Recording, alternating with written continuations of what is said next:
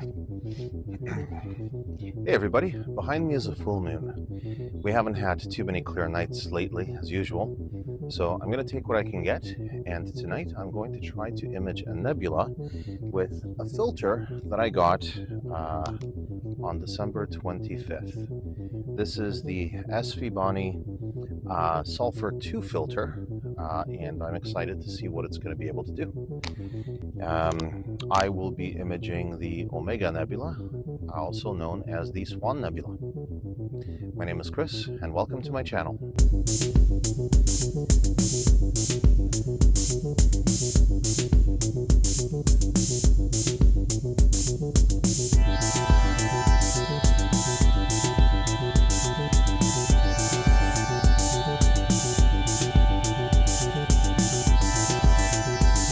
What I have here is a piece of heavy-duty PVC shelving that used to make part of a homemade wedge.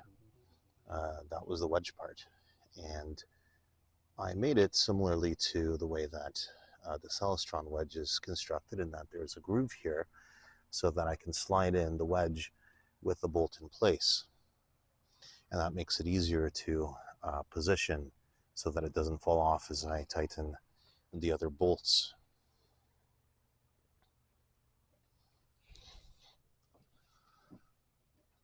Instead of running my DSLR on the Piggyback mount, I now use the Piggyback mount for a webcam, which is sensitive enough that I can see if the sky is overcast. So that's pretty helpful if I need to know what happened with my guide stars. And here's some cobwebs from last time I had the scope out and cleared out. Spiders were out in full force. And it's a steamy night tonight too. All sorts of insects. I don't really have high hopes for seeing here.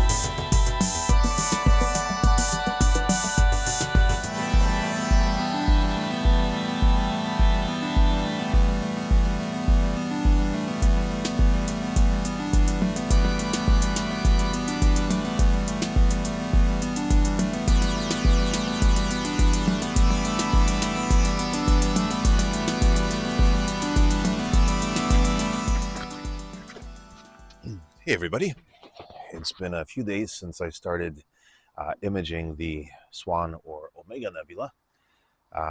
We had a bit of weather coming through, so I couldn't image last night. But for continuity, I'm wearing the same t-shirt, I think. Anyway, the first night I was able to get some pretty good data using the dual band filter. I already processed it, and I think it looked pretty good. So tonight I'm going to continue, this time with the Sulfur filter. So this is the Sulfur 2 narrow band filter from SVBony. It's a 7 nanometer. It's the 7 nanometer filter, and looking forward to seeing what it does.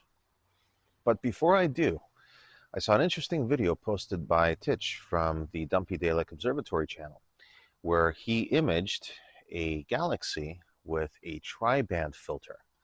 So I'm going to try to image a galaxy with a dual band filter, and then again with the UV IR cut filter to see the difference. I'm not going to spend a lot of time on it. This is just waiting for the Swan Nebula to come up, so maybe an hour or so at the most, and I'll be able to compare some results.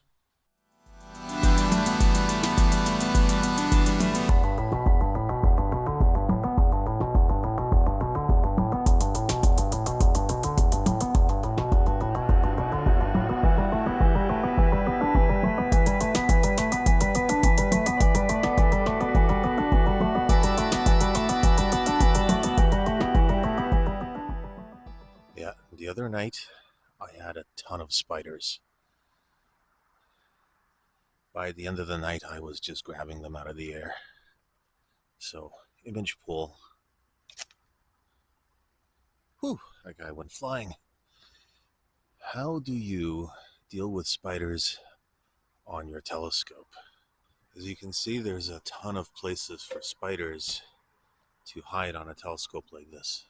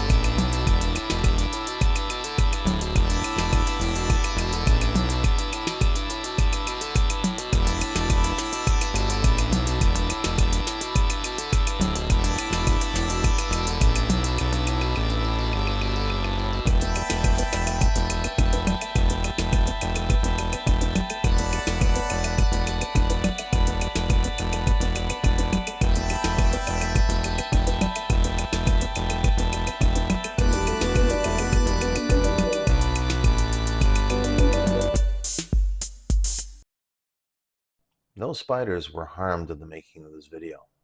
Over the course of the 2 nights, I ended up with just over an hour and a half worth of data on the dual band filter. So 36 frames at 3 minutes a frame. And I also ended up with 32 frames combined on Sulfur, a little bit the first night and then mostly on the second night. I also took an hour to image with the UV IR cut filter.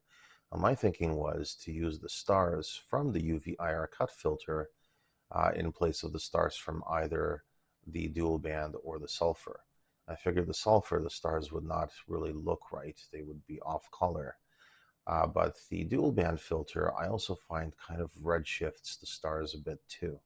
And I really wanted them to look more natural.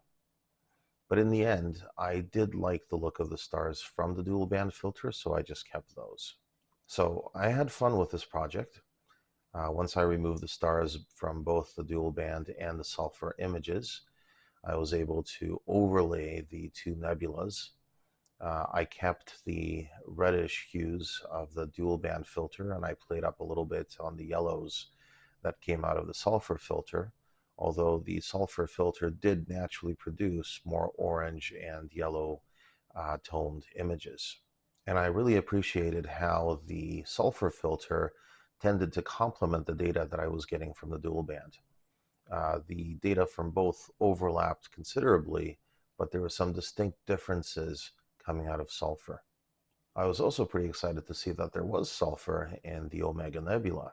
I hadn't done too much research before I decided to shoot that nebula, and I suppose if I was making a video about shooting with a Sulfur filter, I probably should have checked what nebula would be most suitable to that. I've been looking forward to imaging with a Sulfur filter for 6 months, and now that I have, what can I say? I'm finding it much more challenging to image with this filter. That could just be the Sulfur content in the nebula, but I find that I need to stretch the data a lot further to get the image out. The Sulfur filter also does quite a number on stars. The stars coming out of this filter are very yellow, and I definitely wouldn't use them if I were making a composite image like this one. I also had a very hard time with the calibration frames. I used my UPPD mat sky flats for the dual band filter, and those worked out very well. But no matter what I did, I couldn't get rid of the amp glow from the Sulfur filter. So I tried with my UPPD mat flat frames. I also tried with regular dark frames, and I tried with various combinations. But I kept getting this very prominent blue amp glow. So if anyone's had any experience working with Sulfur filters and you know how to deal with this, please let me know. Anyway, I'll be posting the final image to the end of this video. That's all for now. Thanks for watching, and clear skies.